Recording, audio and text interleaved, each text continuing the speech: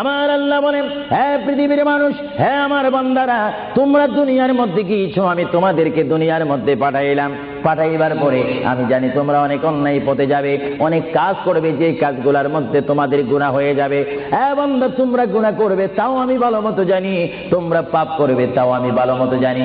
বান্দারে, পাপ করার পরে, গুনাহ করার পরে একাই কি মসজিদের মধ্যে তোমরা কেঁদেছো, রব্বানা যালামনা, বলেন রব্বানা যালামনা আনফুসানা ওয়া ইল্লাম তাগফির লানা ওয়া তুরহামনা লানাকুনান্না মিনাল খাসিরিন বলে বলে মসজিদে কেঁদেছো, আসরের নামাজ পড়ে কেঁদেছো, যোহরের নামাজ পড়ে কেঁদেছো, মাগরিবের পড়ে কেঁদেছো, এশার নামাজ পড়ে কেঁদেছো।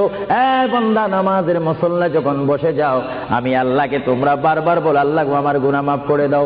তারপরও আমি তোমাদের গুনাহ মাফ করে নেই। তারপরও তোমরা নিশি রাত্রে, মানুষ যখন ঘুমে যায়, তোমার বিবি যখন ঘুম যায়, তোমার ছেলে যখন ঘুম যায়, তুমি নিশি রাত্রে ঠান্ডা পানি দিয়ে ওযু বানিয়ে নামাজের মুসল্লায় বসে তুমি আবার যখন ডাক দাও, রব্বুল আলামিন, পৃথিবীর কোনো মানুষ আমার গুনাহ সম্পর্কে জানে না, তুমি আমার গুনাহ সম্পর্কে জানো। আমি এমন গুনাহ করেছি আমার বিবি জানে না, বিবি গুনাহ করেছে আমি জানি না।